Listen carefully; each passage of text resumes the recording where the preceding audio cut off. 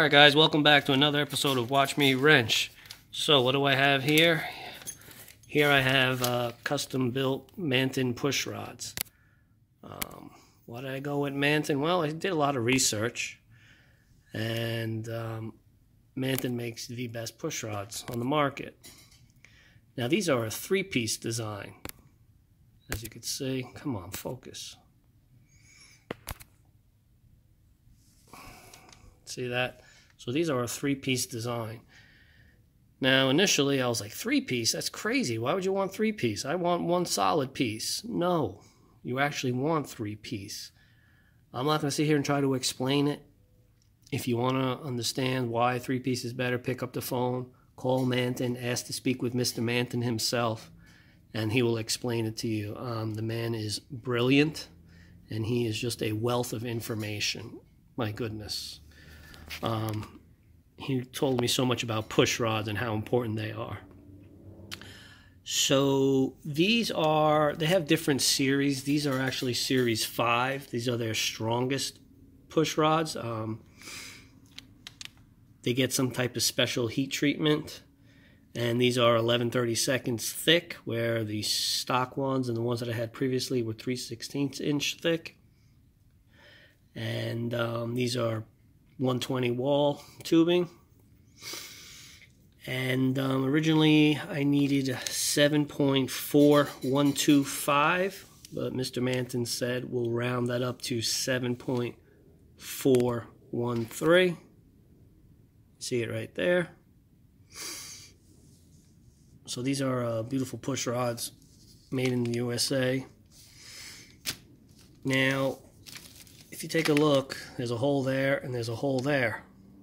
The reason why there is a hole because oil will be pumped up through the lifter, and then oil will travel up the push rod and then come out the other end and lubricate the rocker arm. So it's always important to make sure that there's no obstructions in there. And I don't know if you could tell, but you should be able to see daylight. Yeah, you go, see.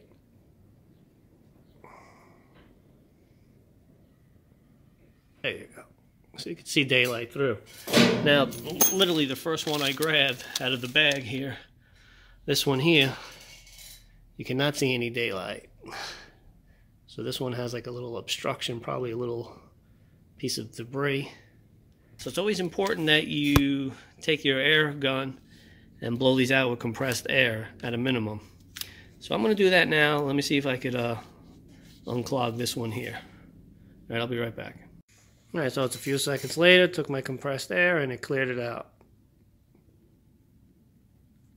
See that? You can see right through now. Perfect.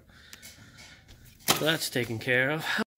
Alright guys, so it's a few weeks later and all the roller rockers and the new Manton push rods are in. I spent the whole day doing this and doing some other little things.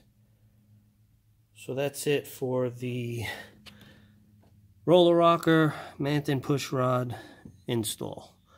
That's done. I'll just put the cover on, then we could finish the intake and button everything back up. I've literally run out of time. I mean, there's been so many delays. I don't think I'm going to make the changes up here.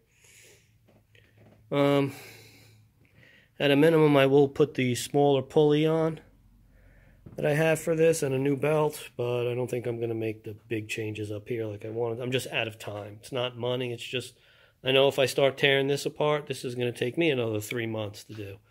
I mean, I literally wasted 3-4 months doing an intake manifold, 4-port steam vent kit, roller rocker issues, and I mean, oh yeah, and I had skipped a lot.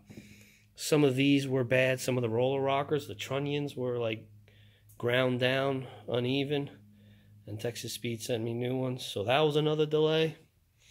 So everything's been a delay, everything's been an issue. This car is always fighting me. I hate to sound negative, but it's true. I've literally been working on this for like, what, 4 or 5 months now, just to get to this point. It's crazy. Alright, so that's it. I'm tired. I'll be back. I hope you guys enjoyed this. Thank you for watching.